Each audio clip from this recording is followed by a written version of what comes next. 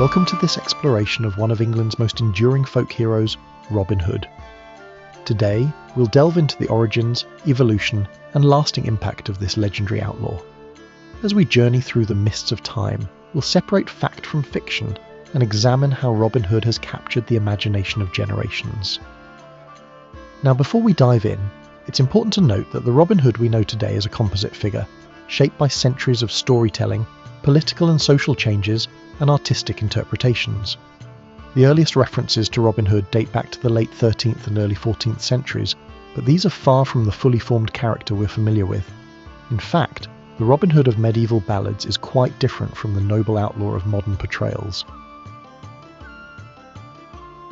Little John and Robin Hood Waithman were commended good in Inglewood and Barnesdale tie oisid all this time the trowel.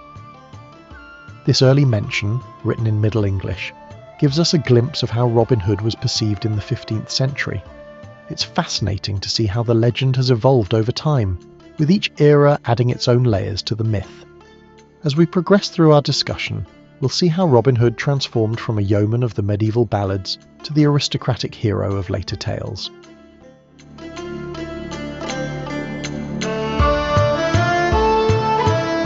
One of the most intriguing aspects of the Robin Hood legend is how his social status has shifted over time. In the earliest ballads, Robin is unequivocally portrayed as a yeoman. Now, for those unfamiliar with medieval English social structures, a yeoman was essentially a free man who owned and cultivated a small estate. They were neither peasants nor nobles, occupying a middle ground in the social hierarchy. This original Robin Hood was very much a man of the people, which likely contributed to his popularity among the common folk. However, as we move into the 16th century, we see a concerted effort to elevate Robin Hood's status. This shift reflects changing social attitudes and perhaps a desire to make the character more palatable to an increasingly literate and aristocratic audience. The transformation reached its apex with Anthony Munday's plays at the end of the 16th century, which presented Robin as the Earl of Huntingdon. This reimagining of Robin as a nobleman in disguise has persisted in many modern adaptations. From the 16th century on, there were attempts to elevate Robin Hood to the nobility, such as in Richard Grafton's Chronicle at Large. I find this evolution fascinating because it speaks to the malleability of folklore and how it adapts to reflect the values and aspirations of different eras. The yeoman Robin Hood appealed to medieval commoners who saw him as one of their own, standing up to corrupt authorities. The noble Robin Hood, on the other hand, fits more comfortably into the chivalric romances popular in later periods. It's a prime example of how legendary figures can be reshaped to suit the tastes and ideologies of different times.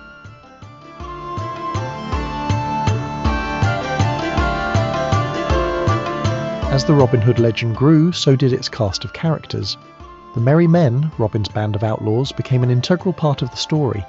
Characters like Little John, Will Scarlet, and Much the Miller's Son appear in the early ballads, each with their own distinct personalities and skills. These characters serve to flesh out the world of Sherwood Forest and provide Robin with a loyal support network.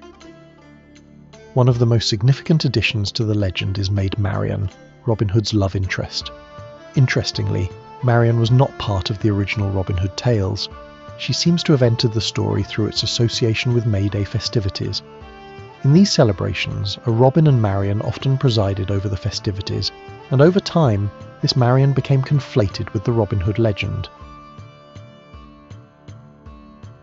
A Robin and Marian figured in 13th century French pastorelles and presided over the French May festivities. This Robin and Marian tended to preside, in the intervals of the attempted seduction of the latter by a series of knights over a variety of rustic pastimes. The introduction of Maid Marian adds a romantic element to the Robin Hood stories, transforming them from simple tales of outlawry to something more akin to courtly romances. It's a brilliant example of how legends can absorb and incorporate elements from other cultural traditions. The fact that Marian's role has grown over time, with many modern versions portraying her as a strong, capable character in her own right, also reflects changing attitudes towards women's roles in society.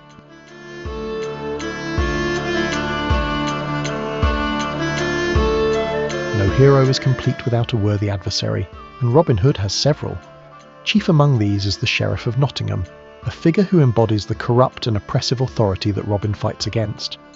The sheriff's role in the legend has been remarkably consistent over the centuries, always serving as the primary antagonist and foil to Robin's heroic deeds.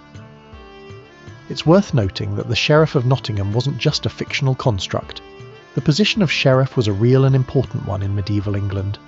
Sheriffs were responsible for maintaining law and order, collecting taxes, and representing the king's interests in their appointed region.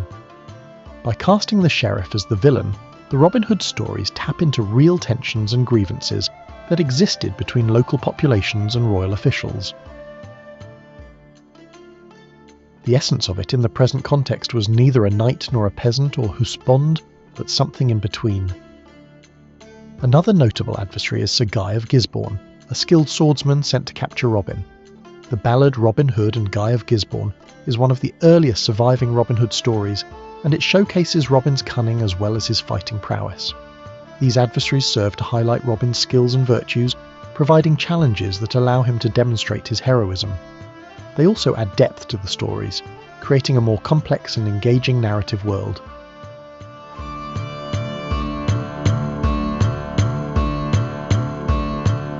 The enduring popularity of Robin Hood is truly remarkable. From medieval ballads to modern blockbusters, the legend has been continually retold and reimagined. Each era seems to find something in Robin Hood that speaks to its own concerns and values.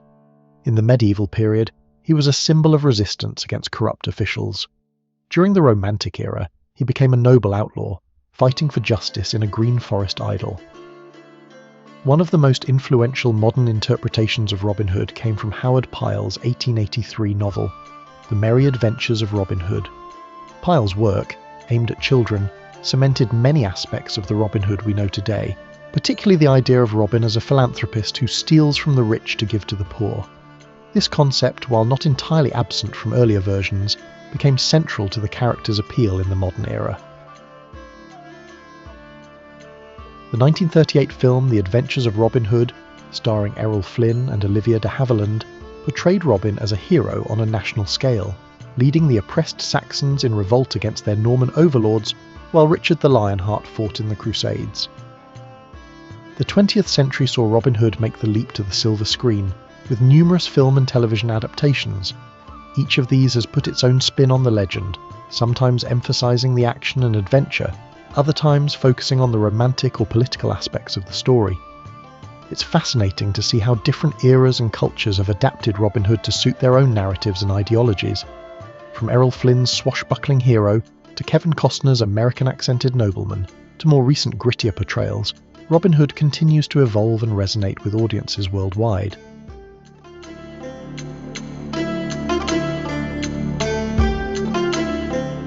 One of the most intriguing aspects of the Robin Hood legend is the persistent quest to find a historical figure behind the myth.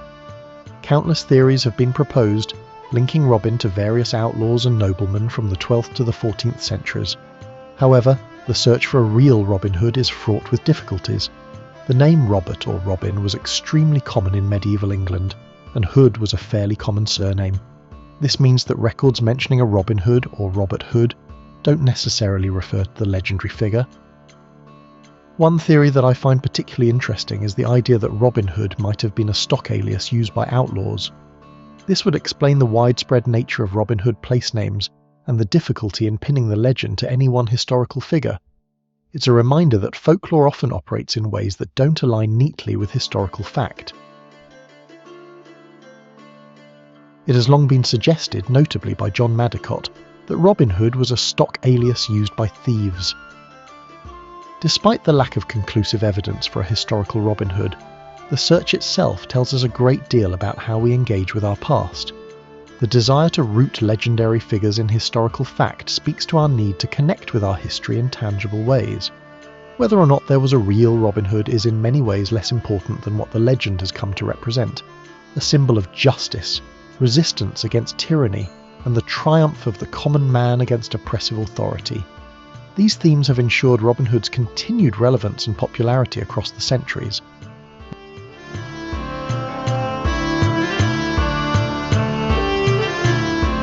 As we conclude our exploration of Robin Hood, it's worth considering why this medieval outlaw continues to captivate us in the 21st century.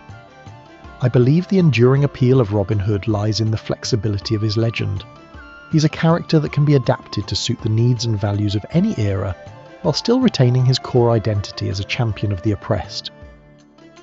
In our modern world, where issues of wealth inequality and social justice are at the forefront of public discourse, the idea of a hero who steals from the rich to give to the poor remains powerfully resonant. Robin Hood has become a symbol of redistribution and social equality, invoked in political and economic debates far removed from the forests of medieval England. In 1953, during the McCarthy era, a Republican member of the Indiana Textbook Commission called for a ban of Robin Hood from all Indiana school books for its alleged communist connotations. Moreover, the legend of Robin Hood continues to inspire new interpretations and adaptations. From novels and films to video games and comic books, Robin Hood appears in myriad forms across popular culture. Each new version builds on the rich tapestry of the legend, adding new layers of meaning and relevance for contemporary audiences. As long as there are stories of underdogs fighting against powerful oppressors, I suspect Robin Hood will continue to find a place in our collective imagination. His journey from medieval outlaw to timeless cultural icon is a testament to the power of folklore to adapt and endure across the centuries.